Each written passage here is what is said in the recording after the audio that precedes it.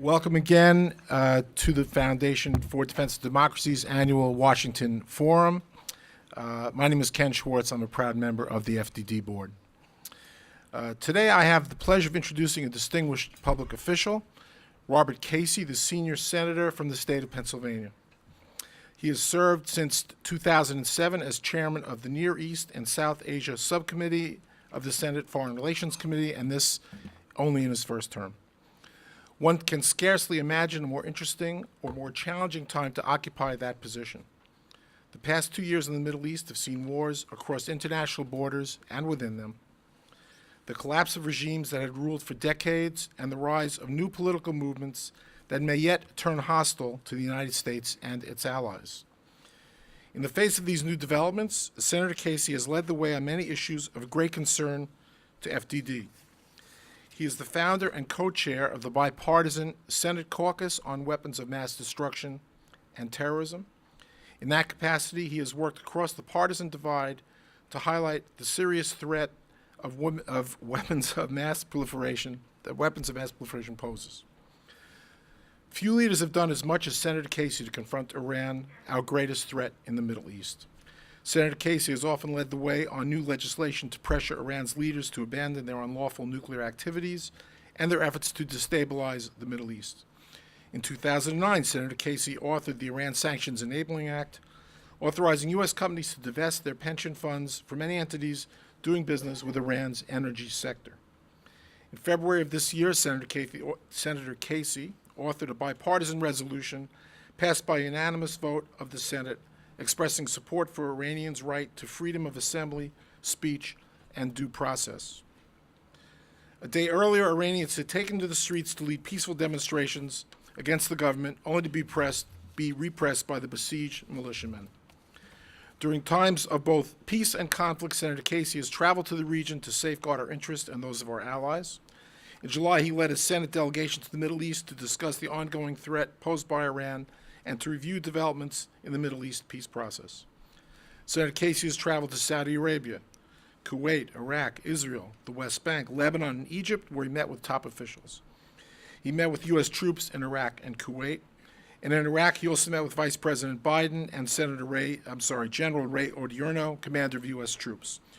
More recently, Senator Casey has come out in strong support of Israel during the fighting in Gaza last month. Senator Casey has said, quote, "The U.S. must continue to support Israel's vigilance in preventing the militarization of Hamas. Israel has the right under international law to set up a naval blockade to keep weapons from being sent to Hamas and a responsibility to protect its homeland. Hamas is a terrorist organization that denies Israel's right to exist. It has indiscriminately fired thousands of rockets at Israeli citizens and towns. It is a proxy for Iran and the main impediment to peace in the region," end quote. And then he goes on to say, "Israel's citizens deserve to live without fear, and as we move forward, we must continue to do all we can to strengthen this unbreakable bond." How's that for clarity? And as he heads into his second term next month, I have no doubt he will continue to do just that. Please welcome me in joining our friend, Senator Robert Casey.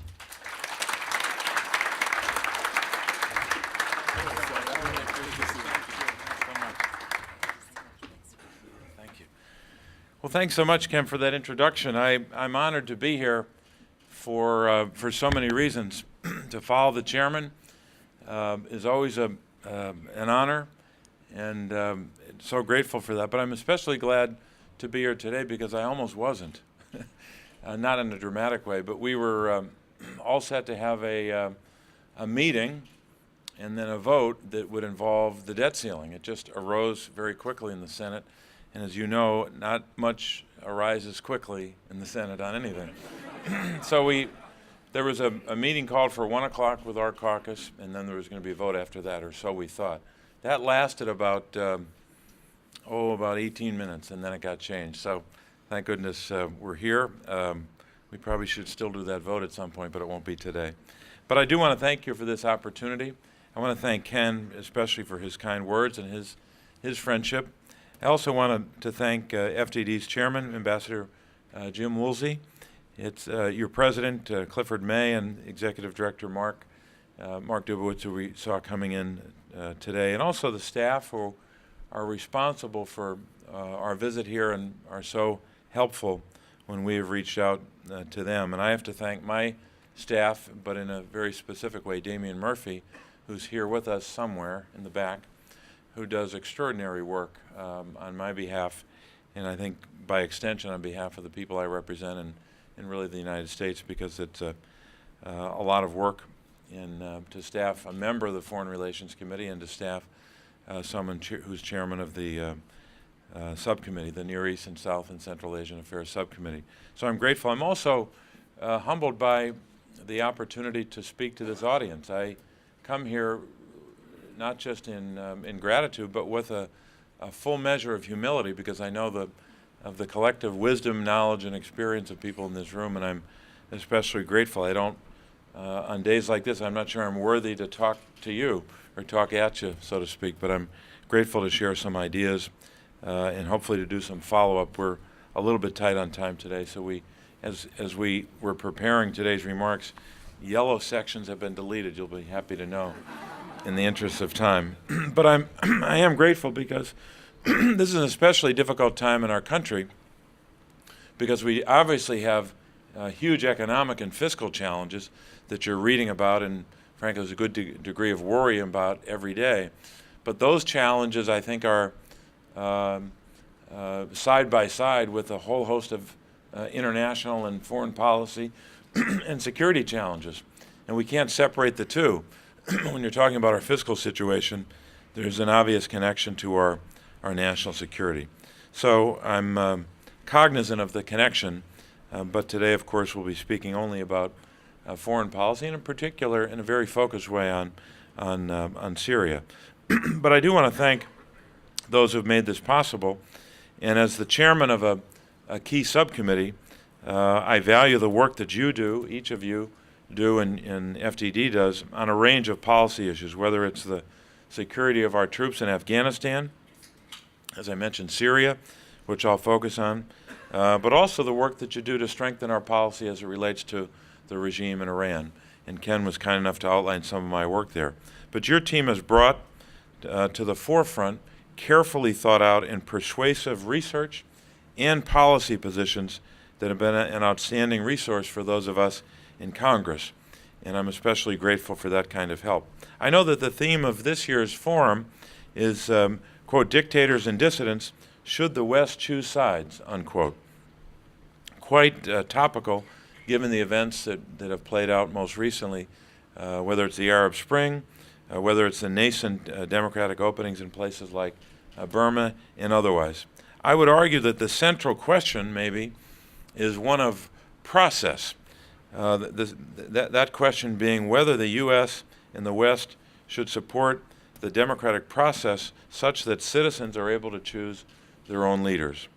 Even when the process gives rise to political movements and leaders that may disagree with the U.S. or even oppose our Western policies and U.S. policies, I think, moreover, in years past, U.S. and Western diplomats have often had a sole address to call upon in many countries, usually the doorstep of a dictator. That was the one place that they would go to engage with them. I would argue that relations with countries that have duly elected leadership are built on more stable foundations than the substantial yet ultimately brittle ties that the U.S. maintained with, for example, the Mubarak regime in Egypt or Saleh in Yemen. But nowhere in the region is the struggle against dictatorship more vital and acute than in Syria. Over the past 20 months, it's become abundantly clear that Bashar al-Assad in power, that there's no possibility, none whatever, for a democratic process in Syria. For years, Syria has been one of the most repressive countries in the world, according to the State Department's rights reports and analytical studies done by Freedom House. Political dissidents were routinely imprisoned or disappeared, and journalists were silenced.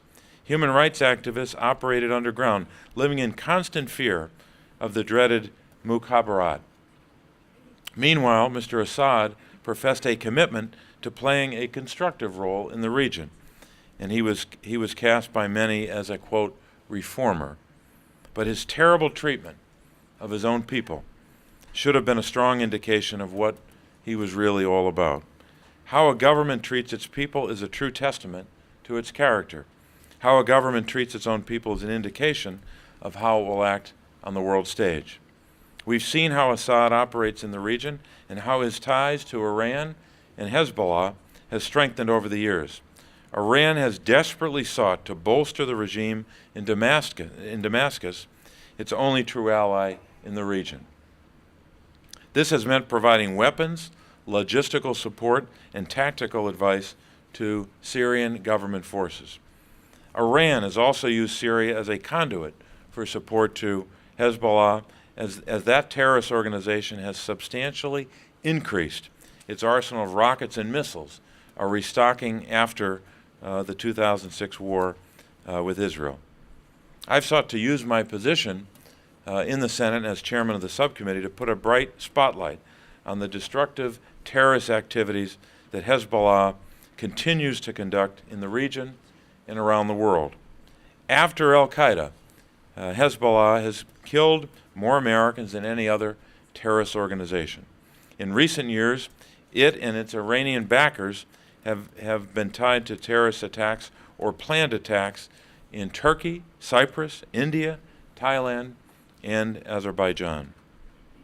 The investigation into the July 18th attack in Bulgaria that killed 5 Israeli tourists, and the Bulgarian bus driver that was killed as well, appears to have the markings of a strike by Hezbollah.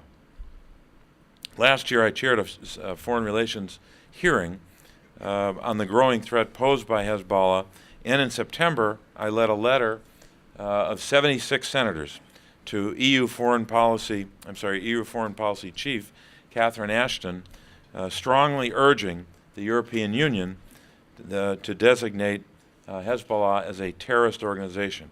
The response that we got, frankly, was unacceptable in the sense that it laid out a whole series of bureaucratic reasons or hurdles that would have to be surmounted to do that.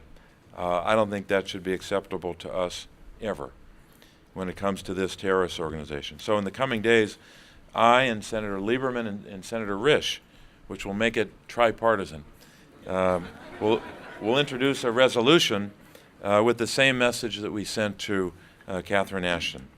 Degrading the destructive power of Iran and Hezbollah is in the national security interests of the United States. Bashar al-Assad is a key link between the two of them. Efforts to support moderate forces opposing him within Syria should be considered now and considered seriously. I've recently called for a more robust U.S. response to the crisis in Syria. I believe that a political transition to a government that reflects the will of the Syrian people is also in the core national security interests of the United States and the region.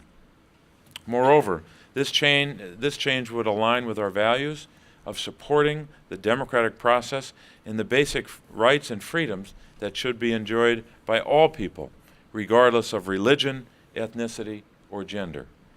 Over the course of the past 20 months, the Assad regime has unleashed a barrage of unspeakable terror across the country, with the sole aim of remaining in power. We're just hearing about, in the last couple of days more urgently, the last couple of hours even, more urgently about weapons of mass destruction and what that could mean.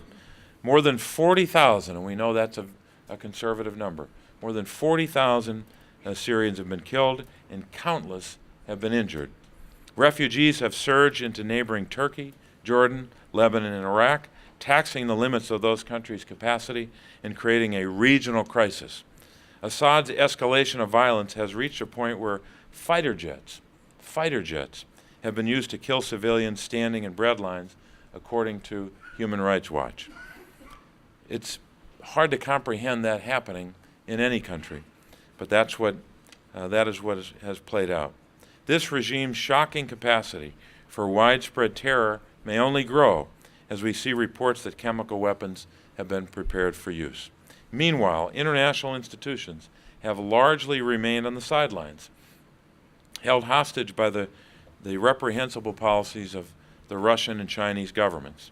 Some news today that maybe there's some change there. We'll see what happens. The administration was right to initially work through the United Nations, but unfortunately, due to Chinese and Russian intransigence, these efforts have only served to prolong the suffering of the Syrian people. We need a new course. Ambassador Ford, I know you've heard from him already, but Ambassador Ford has led the charge in coordinating humanitarian assistance. Let me share a few thoughts on this brave American, Ambassador Ford. I'm glad that he had a chance to catch up with you today and speak to you. His personal courage and commitment to seeing a way forward in Syria are remarkable, and that's an understatement. His visit to Hama in July of 2011 stands as a testament to American commitment and concern for the Syrian people.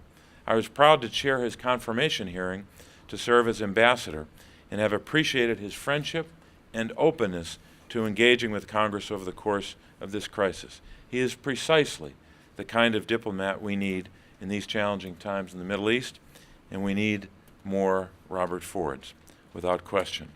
Ambassador Ford and his team have led an important effort to support a more cohesive and moderate opposition political group in Syria. This has not been easy, as you know. Opposition political organizing is difficult in the best of circumstances, not to mention during a war and after decades of severe repression by the Syrian government. Despite these considerable challenges, the National Coalition of Syrian Revolutionary and Opposition Forces was recently established in Doha. This group is not perfect, nor should we expect it to be. I don't need to tell anyone in this audience that the work of political consensus is hard, especially those of us who work in the United States Congress. Moving forward, I expect that the administration will continue to communicate clear and achievable criteria for the formal recognition of this group as the sole legitimate representative of the Syrian people. Once those criteria are met, the U.S. should move quickly to recognize and show support, this group, and continue to repeat the central importance of commitment to democratic principles and human rights for Syrians of all religious and ethnic backgrounds. Time is growing increasingly short for these moderate elements among the political and armed opposition, as we see reports of increased influence of foreign fighters and jihadists in Syria. The space to positively influence the environment is narrowing and maybe closing. The establishment of the new opposition group, combined with better understanding of the armed population, provides a renewed opportunity for a more assertive U.S. policy. Let me propose a couple of ideas. Number one, first, the U.S.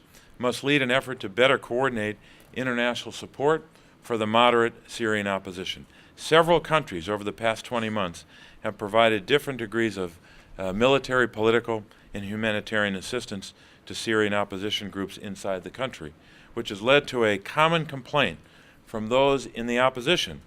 They say that the U.S. and the international community have applied considerable pressure on the Syrian opposition to coalesce and to coordinate.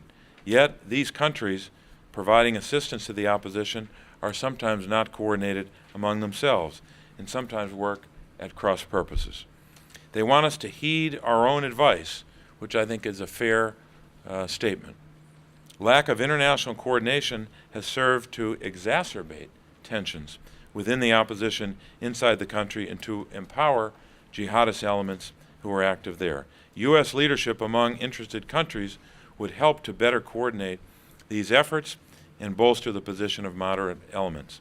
We must also work closely with Syria's neighbors, who are greatly suffering from the spillover effects of the crisis, to ensure that they are committed to hastening the end of the Assad regime. I'm very concerned that Iraq continues to allow Iranian flights to use Iraqi airspace to transport military supplies disguised as humanitarian aid to the Syrian regime. Iraq's failure to inspect all flights and to turn back any that are carrying illicit cargo violates international sanctions and directly undermines U.S. security interests. The Iraqi government must commit to inspecting all Iranian aircraft passing through its airspace to ensure that Iran is not able to facilitate Assad's brutality and prolong the survival of the regime. As a major recipient of U.S. assistance, Iraq must not continue to undercut our key interests in the region.